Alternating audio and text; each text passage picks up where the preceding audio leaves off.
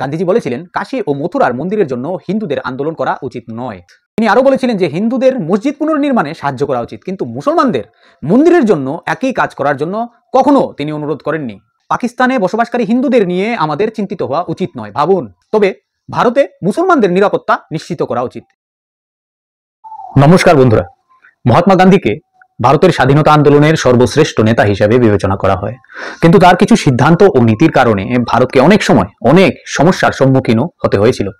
তার সমর্থকেরা তাকে জাতির পিতা বলে মনে করেন ঠিকই, কিন্তু অনেক ইতিহাসবিদ এবং চিন্তাবিদেরা বিশ্বাস করেন যে মহাত্মা গান্ধীর কিছু সিদ্ধান্ত ভারতের জন্য মারাত্মক ক্ষতিকারক বলে প্রমাণিত হয়েছিল। গান্ধীজির চিন্তাধারা এবং নীতি এবং তিনি হিন্দু বিরোধী মানে অ্যান্টি হিন্দু ছিলেন কি না তা নিয়ে দীর্ঘদিন ধরে বিতর্ক চলেই আসছে। তার সমর্থকেরা তাকে সর্বধর্ম সদ্ভাব অথবা আন্তর্ধর্মীয় সাম্যের প্রতীক হিসেবে মনে করেন, যখন তার সমালোচকেরা বলে যে তিনি হিন্দুদের স্বার্থ উপেক্ষা করে মুসলমানদের তুষ্ট মানে অ্যাপিসমেন্ট করেছিলেন। গান্ধীজির সবচেয়ে বড় নীতি ছিল অহিংসা। যদিও এই ধারণাটি নৈতিকভাবে আকর্ষণীয় মনে হলেও বাস্তবে এটি ভারতের অনেকবার ক্ষতি করেছে। গান্ধীজি কি বিপ্লবী আন্দোলনের বিরোধিতা করেছিলেন? ভগৎ সিং, চন্দ্রশেখর আজাদ এবং সুভাষচন্দ্র বসুর মতো বিপ্লবী নেতারা সরাসরি যখন ব্রিটিশদের মোকাবেলা করার পক্ষে ছিলেন, তখন কিন্তু গান্ধী এই আন্দোলনগুলিকে সমর্থন করেন। গান্ধীজি কিন্তু ভগৎ সিং এর ফাঁসিটি বন্ধ করাতে পারেননি। ভগৎ সিং, সুখদেব এবং রাজগুরুর ফাঁসি ঠেকাতে গান্ধীর যথেষ্ট জনসমর্থনও ছিল, কিন্তু তিনি ব্রিটিশদের সাথে কোনো সুনির্দিষ্ট আলোচনা করেননি। তিনি যা করেছেন তা কেবল দেখানোর জন্যই মনে হয়েছে। গান্ধীজির ভারত ছাড়ো আন্দোলনে অসংগঠিত কৌশল দেখা গিয়েছিল। ভারত ছাড়ো আন্দোলন 1942 সালে শুরু হয়েছিল, কিন্তু এই আন্দোলনটি অহিংসার কারণে দুর্বল হয়ে পড়ে এবং ব্রিটিশদের দ্বারা সহজেই একে দমন করা হয়। এবার বন্ধুরা একটু ভেবে দেখুন, ব্রিটিশরা সবসময় আমাদের ভারতীয়দের বিরুদ্ধে আগ্রাসন ও নিপীড়নের নীতি গ্রহণ করেছে, কিন্তু ওইদিকে আমাদের পূজ্য বাপুজি শুধু আন্দোলন আর অহিংসার নীতি। এমত অবস্থায় ব্রিটিশরা নিশ্চয়ই ভারতবাসীদের আমাদের সম্পর্কে এই ধারণা করেছিল যে আমরা ভারতীয়রা কাপুরুষ ও দুর্বল। সত্যি কথা বলতে কি বন্ধুরা, আমাদের এই অহিংসা নীতির কারণেই হয়তো ব্রিটিশরা আমাদেরকে মানে ভারতীয়দেরকে এত অত্যাচার করার সাহসটি পেয়েছিল। অন্যদিকে খিলাফত আন্দোলনের প্রতি সমর্থন এবং সাম্প্রদায়িকতার প্রচারও গান্ধীজির প্রতি অসন্তোষের একটি বড় কারণ হয়ে দাঁড়ায়। গান্ধীজি 1919 থেকে 1924 সালের মধ্যে খিলাফত আন্দোলনকে সমর্থন করেছিলেন, যা সম্পূর্ণরূপে একটি ধর্মীয় আন্দোলন ছিল। খিলাফত আন্দোলন ছিল ভারতীয় স্বাধীনতা সংগ্রামের একটি গুরুত্বপূর্ণ অধ্যায়, যা বাস্তবে হওয়াই উচিত ছিল না। এই আন্দোলনটি প্রধানত মুসলমানদের দ্বারা পরিচালিত হয়েছিল, যার উদ্দেশ্য ছিল প্রথম বিশ্বযুদ্ধের পর তুর্কিতে খিলাফতের ক্ষমতা বজায় রাখা। খলিফাকে ইসলামী ধর্মের বিশ্বের ধর্মীয় নেতা হিসাবে বিবেচনা করা হতো এবং ব্রিটিশ সরকার কর্তৃক তুর্কিয়দের উপর আরোপিত নিষেধাজ্ঞা ভারতীয় মুসলমানদের মধ্যে গভীর অসন্তোষ সৃষ্টি করেছিল। কিন্তু এই আন্দোলন শুরু হয়েছিল তুর্কির খিলাফতকে বাঁচাতে, যার সাথে ভারতের স্বাধীনতার কিন্তু কোনো ধরনেরই সম্পর্ক ছিল না। প্রথম বিশ্বযুদ্ধ 1914 থেকে 1918 সাল পর্যন্ত চলে। এই যুদ্ধে তুর্কি জার্মানিকে সমর্থন করেছিল, যা ব্রিটেন আর তার মিত্রদের বিরুদ্ধে ছিল। এই চুক্তির অধীনে তুর্কির বিশাল এলাকাকে বিভক্ত করা হয়েছিল, যা খলিফার শক্তিকে দুর্বল করে দিয়েছিল। ভারতীয় মুসলমানরা আশা করেছিল যে ব্রিটেন তুর্কির খেলাফতের প্রতি উদার হবে, কিন্তু তা হয়নি। এখন যদি গান্ধীজির ভূমিকার কথা বলি, মহাত্মা গান্ধী খিলাফত আন্দোলনকে সমর্থন করেছিলেন এবং এটিকে ভারতীয় স্বাধীনতা সংগ্রামের সাথে যুক্ত করেছিলেন। বন্ধুরা, মহাত্মা গান্ধীর মতো একজন মহান নেতা কিভাবে এমন কাজ করতে পারেন, এটি চিন্তার বিষয়। গান্ধীজি মনে করেছিলেন এই আন্দোলনের মাধ্যমে হিন্দু মুসলমান এক হতে পারবে। 1920 সালে গান্ধীজি খিলাফত আন্দোলনকে অসহযোগ আন্দোলনের সাথে যুক্ত করে, যা এই আন্দোলনকে আরো কার্যকর করে তোলে। গান্ধীজি আন্দোলনকে অহিংস ও সত্যাগ্রহী রূপ দিতে চেষ্টা করেছিলেন। আলী ভাইদের, যথাক্রমে মোহাম্মদ আলী আর শওকত আলী, এই দুই ভাইয়ের সাথে সহযোগিতায় গান্ধীজি খিলাফত নেতাদের সাথে ব্রিটিশ সরকারের বিরুদ্ধে একটি গণ আন্দোলন শুরু করেন। তবে কিছু কিছু জায়গায় এই আন্দোলনের সময় সহিংসতার ঘটনাও ঘটেছিল। ভারতে খিলাফত আন্দোলনের সময় যে সহিংসতার ঘটনাগুলি ঘটেছে সেই কথাগুলি বলি, তাহলে কেরালার কথা অবশ্যই বলতে হয় বন্ধুরা, কারণ কেরালার মালাবার অঞ্চলে মুপলা বা মুপিল্লা মুসলিমরা ব্রিটিশ শাসন এবং স্থানীয় হিন্দু জমিদারদের বিরুদ্ধে বিদ্রোহ করেছিল। এই বিদ্রোহ প্রথমে ব্রিটিশ শাসনের বিরুদ্ধে ছিল, কিন্তু পরে তা সাম্প্রদায়িক দাঙ্গায় পরিণত হয়। অনেক হিন্দু জমিদার এবং সাধারণ হিন্দু নাগরিকদের উপর বর্বর হামলা চালানো হয়েছিল। অনেককে হত্যা করা হয়েছিল বা ধর্মান্তরিত করতে বাধ্য করা হয়েছিল। ব্রিটিশ সেনাবাহিনী এই বিদ্রোহকে কঠোরভাবে দমন করে এবং উত্তরপ্রদেশের গোরখপুর জেলার চৌরি চৌরাতে বিক্ষোভকারীদের উপর পুলিশ লাঠিচার্জ করে। এতে 22 জন পুলিশকর্মীও নিহত হয়। এই ঘটনায় আহত হয়ে মহাত্মা গান্ধী অসহযোগ আন্দোলনকে প্রত্যাহার করে নেন, যার ফলে খিলাফত আন্দোলনও দুর্বল হয়ে পড়ে। বাংলা, বিহার এবং পাঞ্জাবের কিছু অংশেও বিক্ষোভ হয়েছিল। কখনো কখনো সহিংস সংঘর্ষের ঘটনাও এই রাজ্যগুলিতে ঘটে। অনেক জায়গায় ব্রিটিশ সরকার বিক্ষোভকারীদের দমন করার জন্য কঠোর ব্যবস্থা নেয়, যার ফলে বহু লোক নিহত হয়। গান্ধীর সমর্থনের কারণে এই আন্দোলন হিন্দু মুসলিম ঐক্যের পরিবর্তে সাম্প্রদায়িক উত্তেজনা বৃদ্ধি করে। খিলাফত আন্দোলন 1924 সালে শেষ হয়ে যায়, কিন্তু এটি ভারতে মুসলমানদেরকে উগ্র রাজনীতিতে শক্তিশালী করে। গান্ধীজি ইয়াং ইন্ডিয়া ম্যাগাজিনে লিখেছিলেন যে মোপলা মুসলমানদের সহিংসতা নিন্দনীয়, তবে তিনি এটাও বলেছিলেন যে এটি সমগ্র মুসলিম সম্প্রদায়ের বিরুদ্ধে বিবেচনা করা উচিত নয়। তিনি বলেছিলেন যে মোপলা সম্প্রদায় বীরত্ব দেখিয়েছিল, কিন্তু তাদের পদ্ধতিটি ভুল ছিল। আর ভেবে দেখুন তো বন্ধুরা, হিন্দুদেরকে নৃশংসভাবে হত্যা করা কোন অ্যাঙ্গেল থেকে বীরত্বের কথা হতে পারে যখন মহাত্মাজি অহিংসার নীতি গ্রহণ করেছিলেন?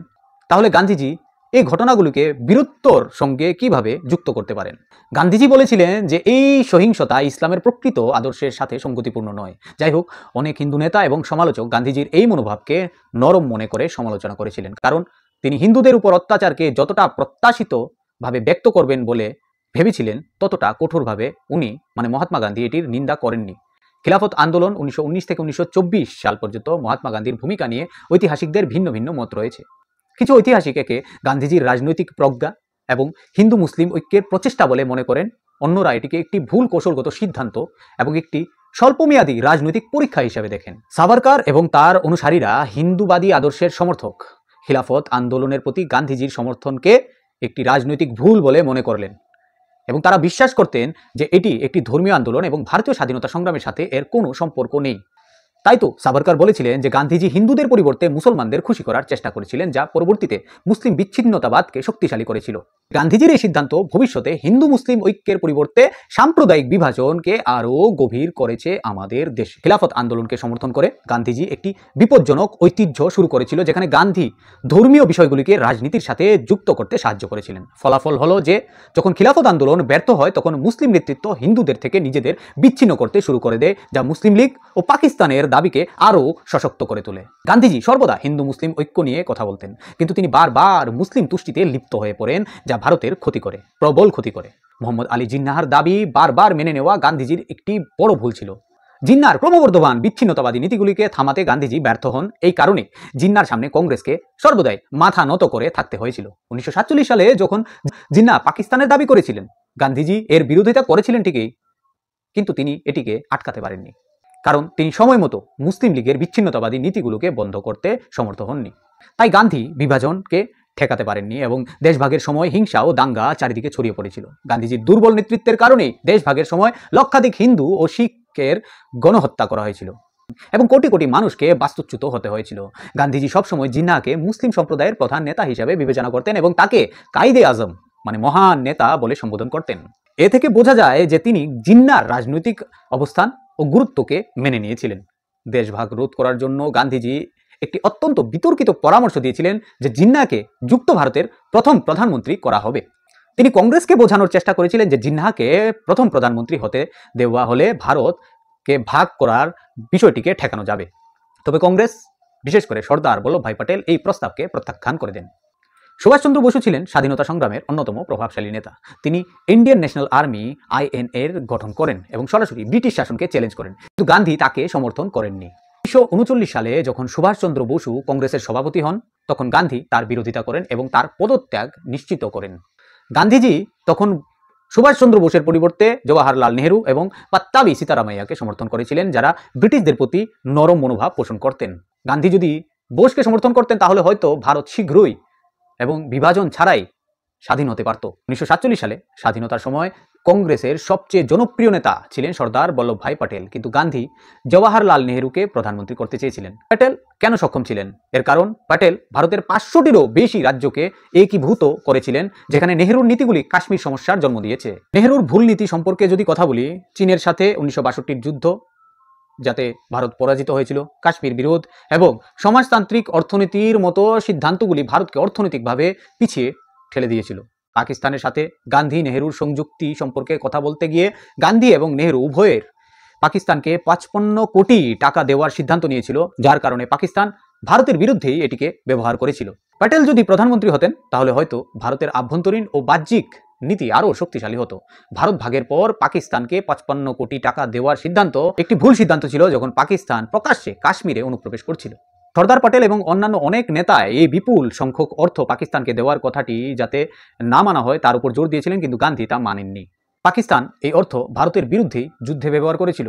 এই সিদ্ধান্তের ফলে নাথুরাম গডসের মতো জাতীয়তাবাদী নেতাদের মধ্যে ক্ষোভের সৃষ্টি হয়, যার ফলে গান্ধীকে হত্যা করা হয়। গান্ধীজি অনেক ক্ষেত্রেই হিন্দু সমাজের প্রতি উদাসীনতা দেখিয়েছিলেন এবং তার সিদ্ধান্তগুলিকে কখনো কখনো হিন্দু বিরোধী বলে মনে করা হয়েছিল। গান্ধীজি বলেছিলেন, কাশী ও মথুরার মন্দিরের জন্য হিন্দুদের আন্দোলন করা উচিত নয়, বরং মুসলমানদের সাথে ভ্রাতৃত্ব বজায় রাখা উচিত।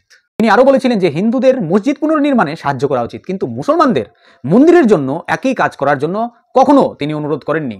গোহত্যার বিষয়ে গান্ধীর নরম অবস্থান ছিল। গান্ধীজি হিন্দুদের বিশ্বাসকে সম্মান করে কখনোই গোহত্যা সম্পূর্ণ নিষিদ্ধ করার দাবি করেননি। তিনি প্রায়ই বলতেন যে গোরক্ষা হিন্দুদের ব্যক্তিগত বিষয়, এটা মুসলমানদের উপর চাপানো উচিত নয়। ভালো কথা, তবে তিনি কখনো বলেননি যে মুসলমানদের উচিত হিন্দুদের অনুভূতিকে সম্মান করা এবং গোহত্যা বন্ধ করা। হিন্দুরা যদি পাকিস্তানে থাকতে না পারে তাহলে মুসলমানরা ভারতে থাকবে কিভাবে? যখন পাকিস্তানে লক্ষ লক্ষ হিন্দু ও শিখকে হত্যা করা হচ্ছিল, গান্ধীজি তখন বলেছিলেন যে পাকিস্তানে বসবাসকারী হিন্দুদের নিয়ে আমাদের চিন্তিত হওয়া উচিত নয়। ভাবুন, তবে ভারতে মুসলমানদের নিরাপত্তা নিশ্চিত করা উচিত। গান্ধীজি কখনোই পাকিস্তানের বিরুদ্ধে কঠোর পদক্ষেপ দাবি করেননি, যদিও সেখানকার হিন্দুদের জোর করে মুসলমান ধর্মে ধর্মান্তরিত করা হচ্ছিল। গান্ধীজি নিজেকে একজন সনাতনী হিন্দু বলে অভিহিত করেছিলেন, কিন্তু তার মতামত কখনো কখনো হিন্দু ধর্মের মূলনীতির বিরুদ্ধে বলে মনে করা হয়। গান্ধীজি রামরাজ্য সম্পর্কে কথা বলেছেন। কথায় কথায় ওনার মুখে রাম নাম থাকতো, কিন্তু তার রামরাজ্য একটি ধর্মনিরপেক্ষ রাষ্ট্রের মতো ছিল, যেখানে তিনি হিন্দু ধর্মকে জ্ঞান ও সত্য বলে বিশ্বাস করতেন, কিন্তু তিনি কোনো দৃঢ় পদক্ষেপ নেননি যাতে করে হিন্দু ধর্মীয় পরিচয়কে বাঁচাতে পারা যায়। খ্রিস্টান ও মুসলিম ধর্মের প্রচারকরা প্রকাশ্যে হিন্দুদের ধর্মান্তরিত করছিলেন, কিন্তু গান্ধীজি এর বিরোধিতা কখনোই করেননি। তিনি কেবল বলেছিলেন যে ধর্মান্তর হওয়া উচিত হৃদয় থেকে, জোর করে নয়, কিন্তু তিনি এটিকে বন্ধ করার জন্য কোনো দৃঢ় প্রচেষ্টাও করেনি। বন্ধুরা, এখন প্রশ্ন হলো, গান্ধী কি আসলে হিন্দু বিরোধী ছিলেন? গান্ধীজির সমর্থকেরা বলেছেন যে তিনি সর্বধর্ম সমভাবে বিশ্বাস করতেন, যার মানে হলো সকল ধর্মকে সমান মনে করা। গান্ধীজি গীতা, রামায়ণ এবং উপনিষদ গভীরভাবে অধ্যয়ন করেছিলেন। তিনি প্রতিদিন রামের নাম জপ করতেন এবং হিন্দু ধর্মকে অহিংসা, সহানুভূতি এবং সত্যের প্রতীক হিসাবে বিবেচনা করতেন। গান্ধীজি অনেক অনুষ্ঠানে হিন্দু ধর্ম রক্ষার জন্য কাজও করেছিলেন, কিন্তু সমস্যা হলো সকল ধর্মের প্রতি সমতা কার্যত হিন্দুদের বিরুদ্ধেই হয়েছিল। এটা ঠিক যে গান্ধীজিকে হিন্দু বিরোধী বলা সম্পূর্ণভাবে সঠিক হবে না, কিন্তু তার সিদ্ধান্তগুলি দেখায় যে তিনি হিন্দু ধর্মের চেয়ে মুসলিম তুষ্টির নীতিকে বেশি গ্রহণ করেছিলেন এবং বারবার হিন্দুদের স্বার্থকে উপেক্ষা করেছিলেন। এ বিষয়ে আপনার মতামত কি? আপনি কি মনে করেন যে গান্ধীজির কারণে হিন্দু সমাজের ক্ষতি হয়েছে? আপনি কি মনে করেন গান্ধীজির কারণে ভারতের ক্ষতি হয়েছে? গান্ধীজির ভূমিকা মূল্যায়নের জন্য ইতিহাসকে নিরপেক্ষ দৃষ্টিকোণ থেকে দেখা গুরুত্বপূর্ণ। তার কিছু নীতি দুর্দান্ত ছিল, কিন্তু অনেক সিদ্ধান্ত ভারতের জন্য ক্ষতিকর প্রমাণিত হয়েছিল। গান্ধীজি সম্পর্কিত এই কথাগুলো, এই তথ্যগুলো আপনাদের সঙ্গে শেয়ার করার পর আজকের মতো এখানে বিদায় নিচ্ছি বন্ধুরা। আপনারা খুশি থাকুন, আমাদের দেশও খুশি থাকবে। জয় হিন্দ।